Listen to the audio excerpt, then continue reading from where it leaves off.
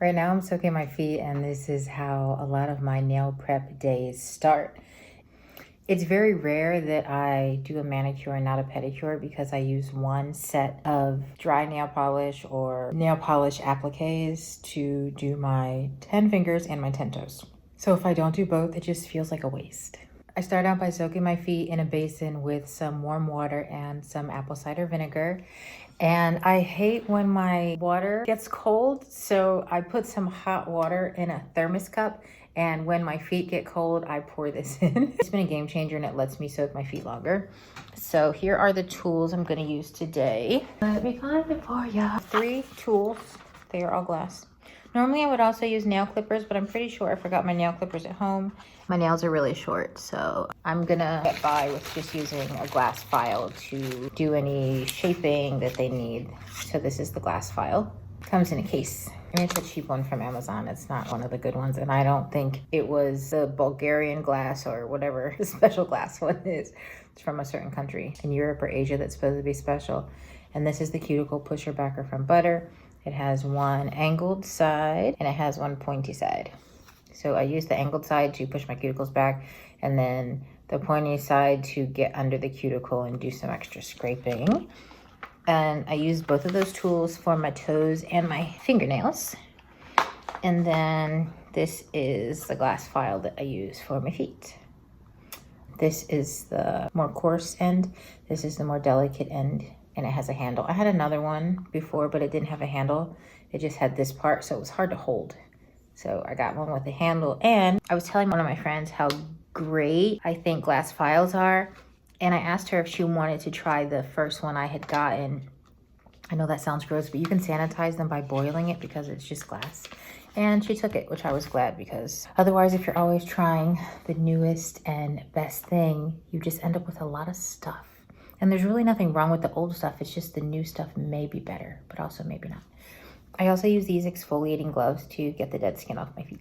And for my nails, I don't really soak my nails in water, but what I find is when I'm doing a pedicure, it softens my cuticles. So that takes care of that. And while my feet are soaking, I'm just gonna use my nails to push my cuticles back. And then I'll use the glass cuticle pusher backer to do some refinements. I was wondering if you would like to hear a story while I do some of this. A little story time. If you like these story times, let me know and we can do more of them. If you don't like them, you can let me know that too. I've been resisting putting music on videos because it's such a complicated thing with YouTube. So what happens is, even if you get royalty-free music, if an artist gets picked up by a label, which is a phenomenal thing. If you're an artist and that's happened to you, congratulations. But if you use their music in a video, it could cause you to have a copyright strike with YouTube. So I would just rather not deal with it for now. I may make my own music, and I don't mean AI. I don't want to go down the AI bandwagon. As an artist, it just feels a little disingenuous. I do use AI for some things like YouTube thumbnails. That's because that's not an art, but I would do it myself. It's just such a tedious thing to do. It's tedious and busy work, and going in and removing the backgrounds from the photos and layering them and putting the title on and making things different colors and blurring the background. So I do use AI to make YouTube cover photos, but other than that, I really try to stay away from AI when it comes to creative endeavors, and I like to stick to it to outsource, so to speak, busy work. Things like turning something into a spreadsheet, things like that. These are already done. I'm gonna do this one. It's kind of hard to show you. I'm facing the light on the wrong side. This is how I push my cuticles back. So both sides have been done now. And I don't cut these snags or anything. I just let them live. The only one left to do is my thumb. The thumbs are hard because this crusty stuff, cuticle here, seems to be extra attached. And it actually hurts when I do this. I feel the pressure on the top of my nail bed. So I may wait to do more until I get my hands in the water, but that's good for now. As I do my feet, my cuticles soften and it makes it easier to do any extra cleanup. But this is what we're looking like for now.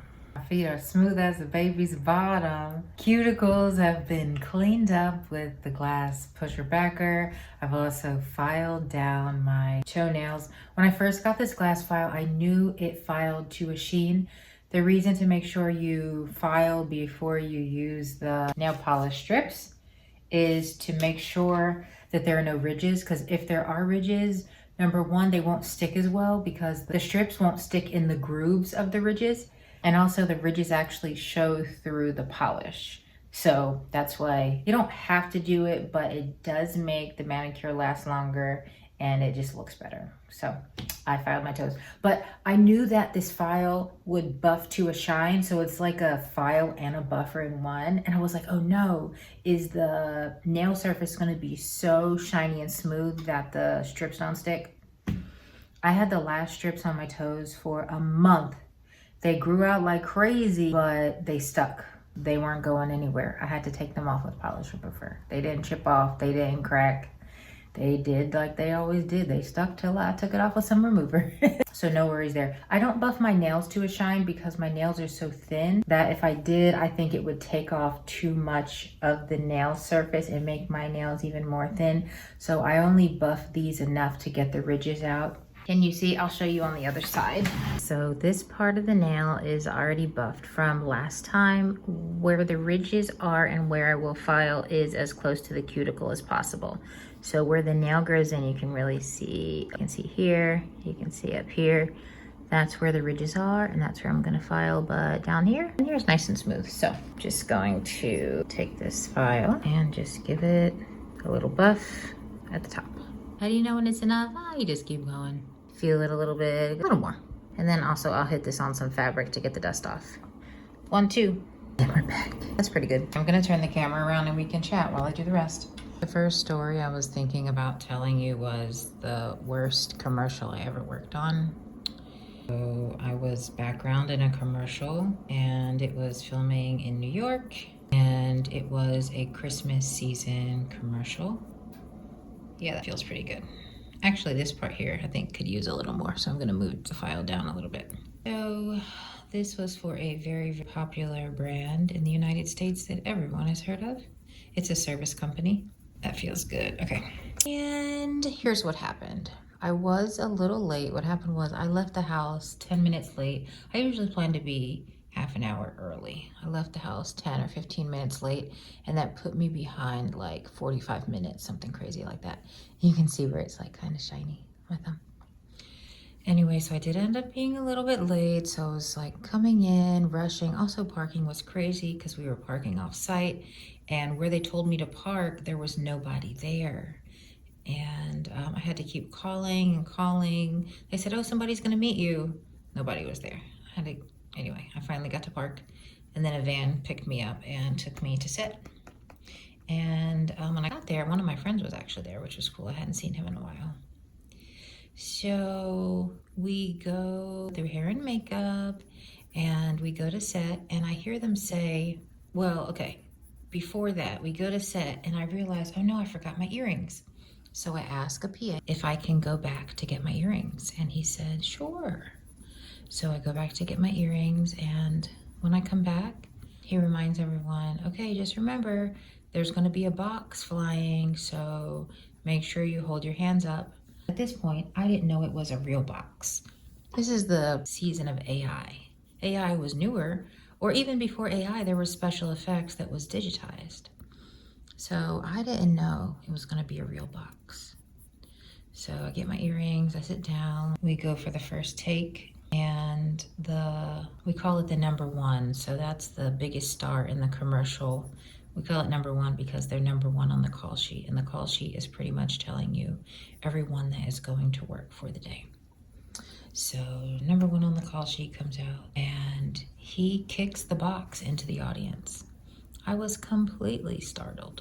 So he kicks the box and I did know the box was coming, so I kind of put my hands up, but I did it in like a girly way. Okay, my nail peeled at the bottom, and so I was smoothing out this bottom area so that it wouldn't be jagged from where it peeled, from where some of the top layer peeled. So the guy on the stage kicks the box. not only does it hit me in the face, it hits me in the eye. And there's something in my eye. I can't blink it out. I thought that the box scratched my cornea. And I was really concerned because the next day I needed to fly to Chicago and I needed to fly to Detroit, pick up a Jeep, drive it to Chicago, and do a like 3-day weekend program for Jeep and Chrysler. And I was like, oh no, not only do I need to get on a plane, but I really need my eyesight because I'm gonna need to drive for a long distance. So I go to the set. Oh, before that. So all of my acting colleagues around me are like, oh my goodness, are you okay? You know, do you need anything? Y'all, guess what production said? Not a thing. To this day, no one ever came to check on me. They didn't ask if I was okay. They did not even acknowledge that anything happened. And you might think, oh, maybe they didn't see it. So remember, this is a commercial. And not only do they see everything close up, the production, the director, the assistant director, the producers, the client. They see everything close up because they're looking at a monitor that gives a live feed from the camera. And then they watch replays. So I fully believe they saw what happened, and I believe they didn't say anything for liability's sake. So my eye is hurting so badly. I wasn't trying to be a diva, but I finally asked to see the medic because actually, I think I did it on our break, or we had a break to go to the snack table, which we call crafty or craft services. So on the break, I go and see the medic and I tell them what happened. And they asked me if I want to do an eye wash. So I did, nothing came out. They asked me if I wanted to go to the hospital. And I said, no, you know, at this point, it's painful, but it's manageable. It hurt every time I blink, which is scary when it comes to your eye. Okay, so first hand is done, and we're gonna go to the second hand. You can see some of the shine. Again, I wasn't trying to make it shiny. I was just trying to buff away the ridges. In the past, I have had very ridge-filled nails.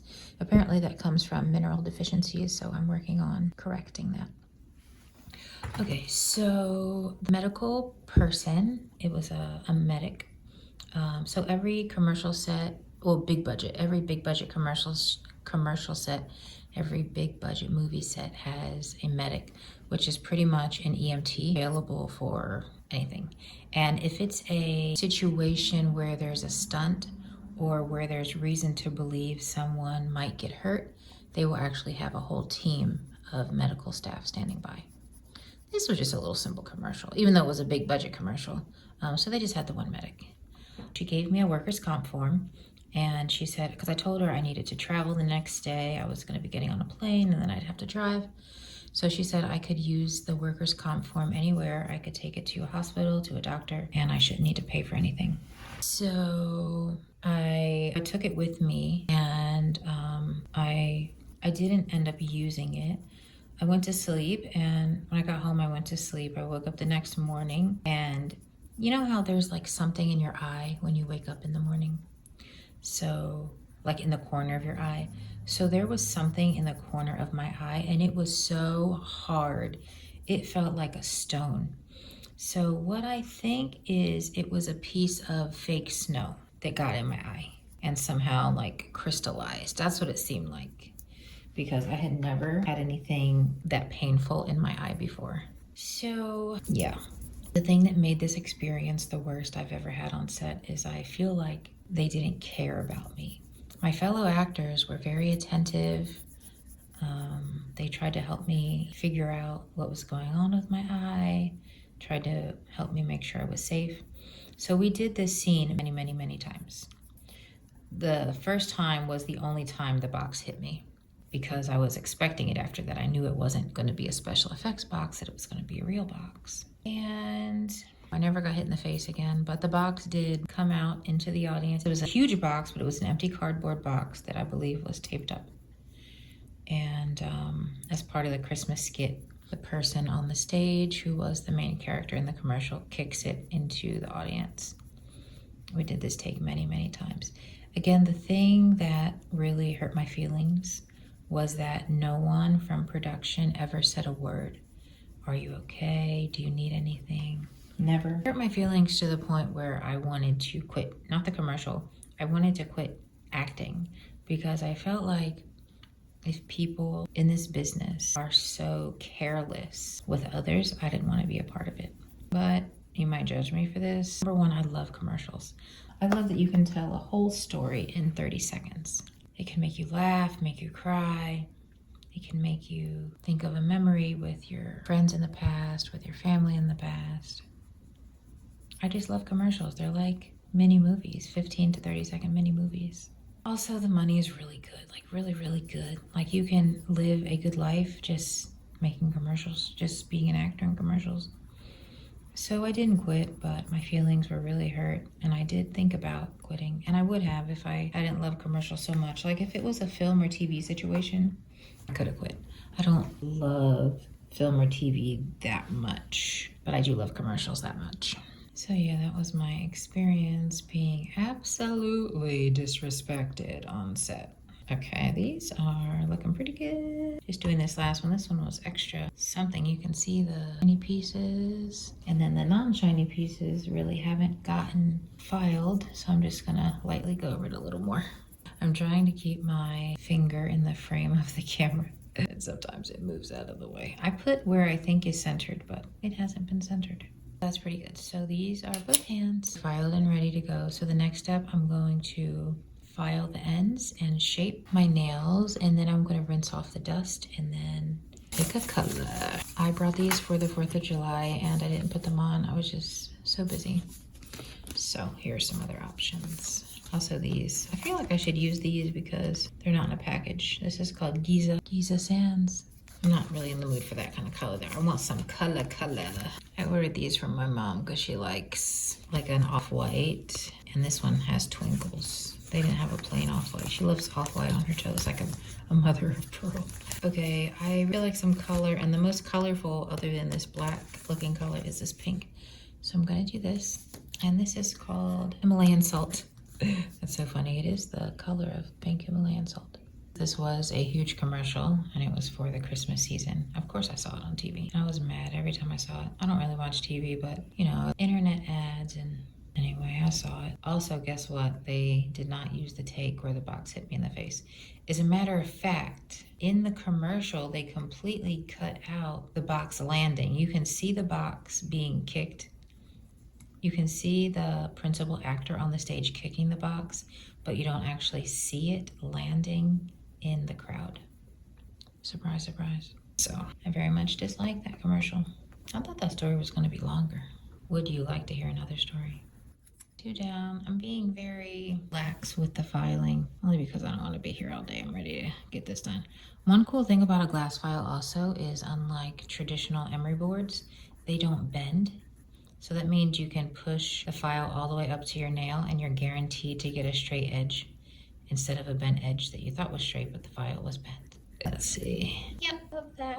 I'm gonna do the same thing to this nail here. I'm gonna push the file all the way underneath so it'll give a nice straight edge. It won't be perfectly straight, it will be straighter. Yep, I can live with it. It doesn't have to be perfect. Just want it to be a little neater. A little bit neater. Looking good. This is actually my computer keyboard cover. It keeps the keyboard from making imprints from the keys onto the screen. And I'm just getting the dust off with this. I'm just taking the file and going like that on my lap, if you're wondering. Okay, this one has the Gumby going on. It's longer on this side than the other side. I'm gonna give this a little file on this side, and then I'm gonna push the file all the way under there.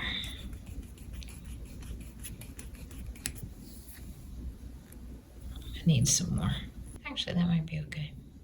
That looks okay. That's a little lopsided. Let me get a little more. There we go, that's better. Okay, now it might be lopsided the other direction, but that's okay.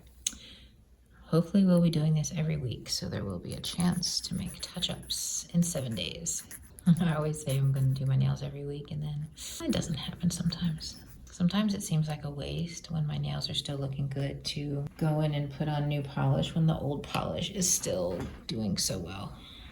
This is crooked. Should I turn it around? Let's see. Now instead of running the file, I'm running my nail back and forth. Yeah. Sometimes I get bored easily, like I'm bored doing this. For whatever reason, my nails on this hand seem to be a little longer than the nails on this hand. And that was even before I filed because I'm really just doing shaping, not taking off any length. So I'm gonna keep it that way. And then as they grow out, I can even them out little by little. I'm okay with the thumb. So I'm gonna go to the pointer finger. See if that's straight. Feels like work. That looks pretty good. Okay, gonna go to the next one. I can always file also after I, this one's really lopsided. I can also file again after I put the polish strips on, either while they're still curing or while they're dry. So this is not a final nail shaping / length call. I would like to be done, but if there's something that looks off after they're polished, it can be corrected. Yeah, that one will do. It feels up a little bit, so I'm just gonna push it down.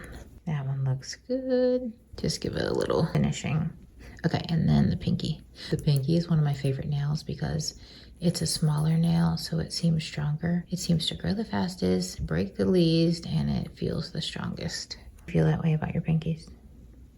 Okay, these look pretty good. Okay, I'm going to clean off the file, wash the dust off of my hands, and be right back. That was the best part.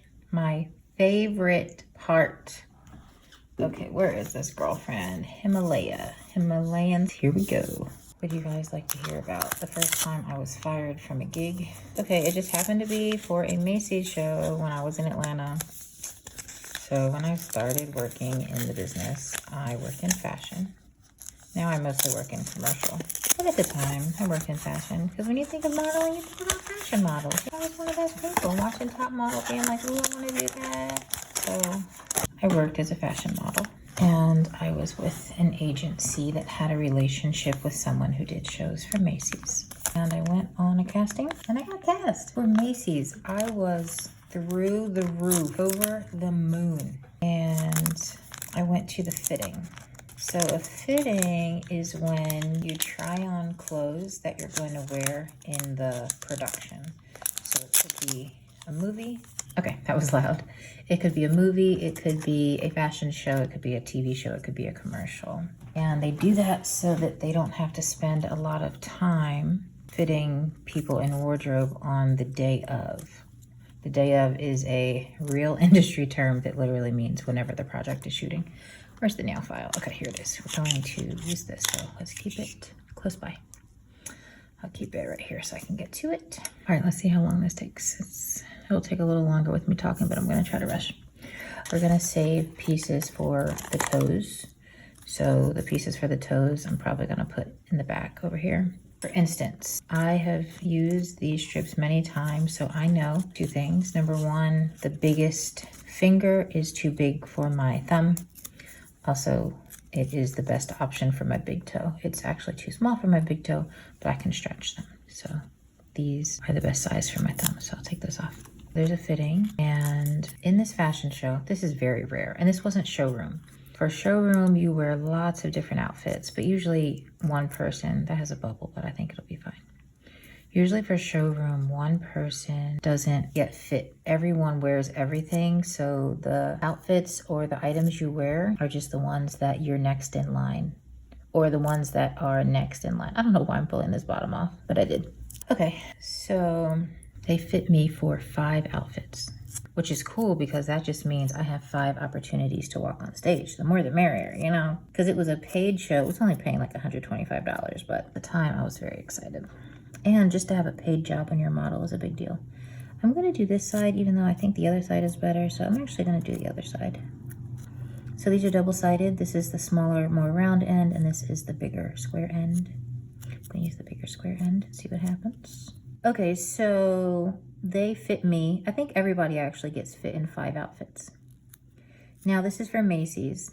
At the time, Macy's as a company only goes up to a size 11 in shoes. Now I'm a lady. In ladies' shoes, I wear a size 12.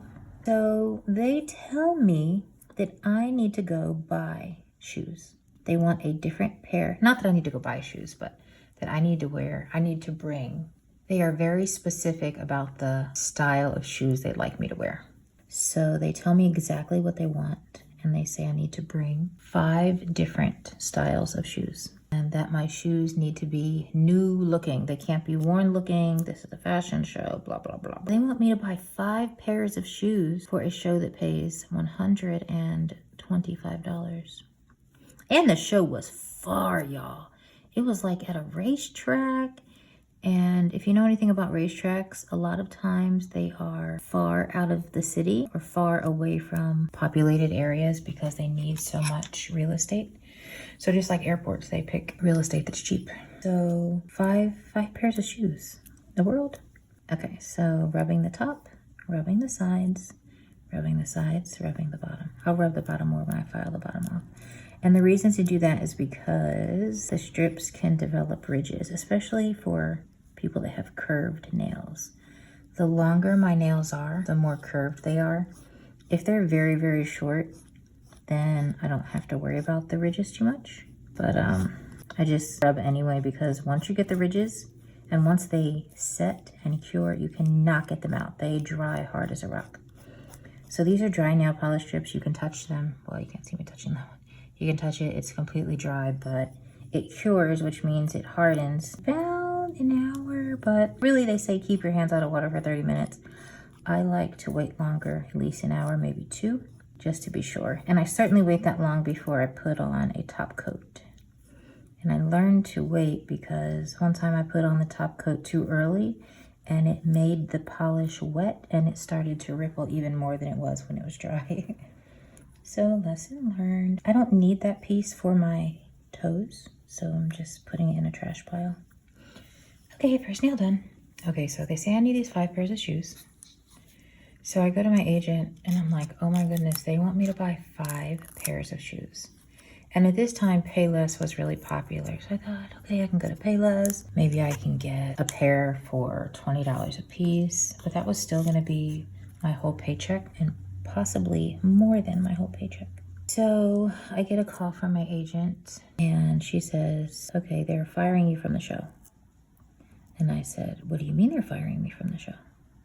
She said, they said your face was broken out. Okay, y'all, I learned a very important lesson this day. I purposely did not wear makeup. I know this is gonna sound silly. I know it now. At the time, I was really trying to do the right thing. And remember, this was Macy's. I was so excited. This was in Atlanta, by the way. My face was not broken out. I did have one acne mark that was healing. And because of that one acne mark, they dropped me from the show. But it was for the best because buying 5 pairs of shoes for a gig that pays $125 is absolutely ludicrous. But yeah, they dropped me from the show.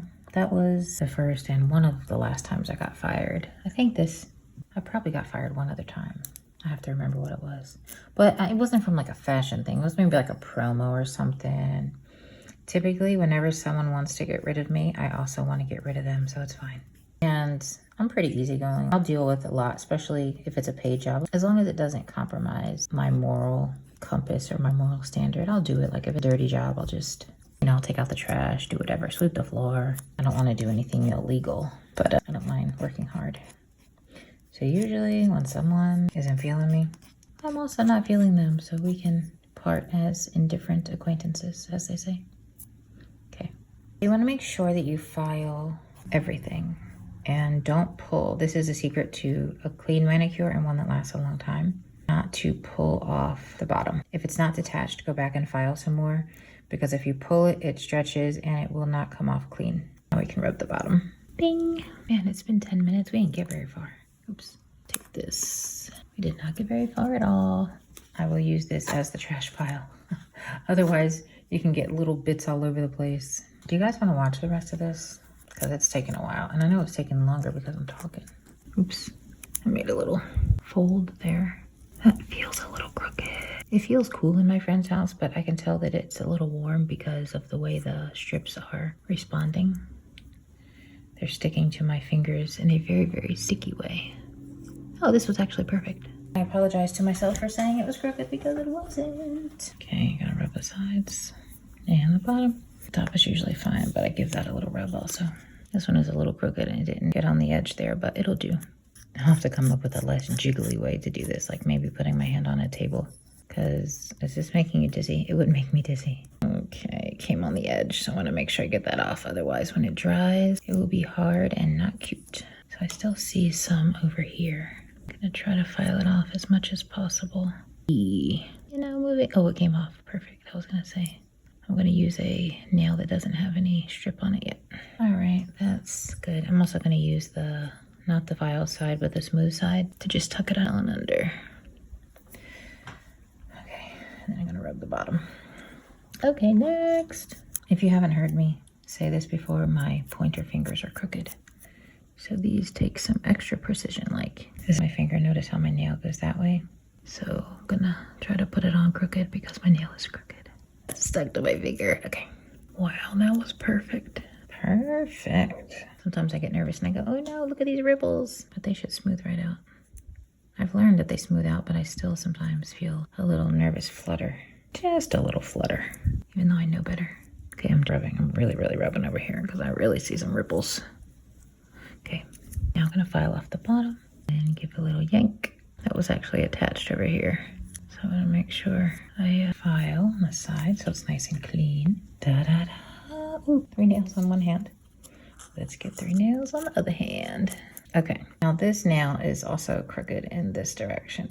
So let's put it on sideways since my nail is sideways a little bit. Get in there. Ba-doop. Oops. Okay, that seems pretty good. I was rippling a little too much. Okay, that's gonna be good. There we go. So see this here? We are going to get rid of it right now. Just gonna start from the center and rub down toward where it's rippling. Ta-da! Now remember, we have to come back and keep rubbing, otherwise the ripples will appear. So I will do that for the next hour, but passively, just occasionally. It's not something you have to sit down and think about doing. Just make sure it gets done. Okay. Oops, that was the wrong side. I've run out of stories for the moment. Oh man, okay, so I pulled there a little too hard. I'll fix that later. I'll probably file that area down. Oops, that was the wrong side again. You know, every once in a while you make a little mistake. That's okay, all is not lost. It's still gonna be beautiful. Can't even tell. 3 done, 2 not done. Oh, I need scissors. Let's see, so for my toes, 1, I'm gonna use this one and I pulled this off. I'm gonna use this for my ring finger. Oh, you can't see it. This for my ring finger, this for my pinky fingers, and then this can be split in half for 2 toes. This can be used for my pinky toes. So I still need 1 more half a strip because that's 1 toe, 2, 3, and then this is 4, and I have a 5th toe. So that means probably this one needs to be cut in half. So let me grab some scissors. Okay, and we need them. They're ready. So back to the ring fingers. We're gonna rub those ridges out. I'll show you this way. Starting at the top where it's smooth, just working our way down. Ta-da! Magic. I don't think we're gonna use this one, but just in case, I'm gonna cut off the bottom and stick it back on here so that it's usable if we want it. I usually do them in order, but that was the wrong one, but it fits perfectly, so I'm gonna use it again for the other finger. I meant to use these 2, but haha, too funny. Okay, so I'm gonna leave this close by in case I wanna cut off the bottom. Okay, let's try that. I can come over a little more. There we go. Okay, oh, it's a little close on the cuticle. I'm probably gonna leave it and just try to tuck it under. See if it can be tucked. Push it up really hard. Push, push. Boy, it's gonna grow out that way. You know, we're about progress over perfection. You know what I'm saying? Yeah, and it's a little spacey over here. And it's because we have a little too much going on over here. And also, this wasn't the right size strip. We're gonna make it work. Ooh, I meant to keep that. That's okay. Is it okay? Yes. Hopefully it'll be okay. That was looking kind of funny. I think because it wasn't filed well at the bottom before I put the strip on. There's a little divot. I'm hoping it will correct itself with the polish, with the gel top coat that I put on. Okay, we got the pinkies left. Finally. This has taken forever. Hopefully I can start doing it faster while we're talking for the future. The future is female, and I ripped this one. See, there's a little pink there. That's all right. Oh no, and it's stuck to my thumb, but it's okay. We're gonna be careful and get it right off. Just give it a little wiggle. Okay, it was stuck to the polished part of my thumb, not just the skin. Okay, gonna put this on, smooth it down. Then I'll do the other side. There we go. No, I'm gonna cut that one. Well, I will cut it just to make it easier to file, but it's already wrinkly down there. All right, one hand done. I just saw someone with this nail color on, someone I know, and I was thinking, oh, her nails are so beautiful. And now my nails are the same color. Her skin tone was lighter than mine. I still really like it on me. Okay, they're all done, so I'm gonna go do some rubbing. Sides, top, bottom. Quickly because I am still at my friend's house and I'm traveling home today and it's already 7:30 at night. How in the world did it get so late? And also while I'm driving, I can be rubbing some more. Okay, there we go. All right, I'm gonna quickly do my toes and then I'll show you when I'm done. I forgot to save another bottom, so I salvaged this out of the trash pile. Oh my goodness. Nails all done. I'll show you my toes next. Hey! 24 hours later. Yesterday, I redid my nails. I have learned that putting a top coat on means no cracks, ever. I mean, for the whole life of the manicure, no cracks. So that's what I'm gonna do. I've also learned if you put the top coat on too quickly, it makes the strips re-moisten. Even though they come dry, it causes them to not cure or to get softer before they get harder again, and it could cause them to ripple or move any way they want instead of the way you want them to move. So since my nails are so soft, I'm first going to put on the Hansen Hard as Nails. This may be a step I can get rid of because this stuff is like shellac. This is the Seche Vite Dry Fast top coat. I just put a topper on it from Dollar Tree to make it easier to handle, and now I can't get it off. This I got from Amazon and about $9 for 2 packs. I'm gonna use this Sally Hansen first. I can always do the filing after, but I noticed some pieces on the side that needed to be filed off. Pieces of the polish, the color sheet, but I can do that later. So, bugs. So see how this has some bubbles, a little bit of bubbling, and this has no bubbles, the 3 that are already polished. So it's kind of smoothing out any imperfections already, even before the gel top coat. One hand done. Now time for this hand. I'm right-handed, so when I get to the left hand, it is a little more challenging. I feel like I just painted my cuticle. Oh boy, that's kind of goopy. Oh well. Progress over perfection. I really globbed this on pretty much most of the nails, but especially the right hand because my left hand is not as precise. So I'm gonna let it dry for maybe 2 minutes and then I'll come back. So we'll come back in a week and see how these. I'm back. It has not been a minute, but I did get something on my nail, clothing fiber or something. I don't know if I can pick it out. Let me see. Pick it out. Oh my goodness, I just really messed it up real. Let's see if I can fix it. Diamandi. Oh my goodness. All right, that one's just gonna be like that. Note to self. Whatever happens, leave it there. Just leave it there. All right, let's go for it. Y'all. I'm just figuring out my nail placement. So I'm gonna put my hand to the right of the camera. I wanna look at my nail though, not at the camera because it messes with my depth perception. I forgot to cap the bottom. I know they say to cap the bottom at the end, but I like to cap it in the beginning because people say that it makes your polish shrivel up. All the other ones I'm gonna cap first if I remember now. So I like to do my capping now, then come back and do the top. That last cap was kind of big. It didn't need to be that big. And so much is coming out. I'm gonna dip the brush again and then go back over. There we go. I'm gonna cap the bottom again over here. Oops, I got some under my nail.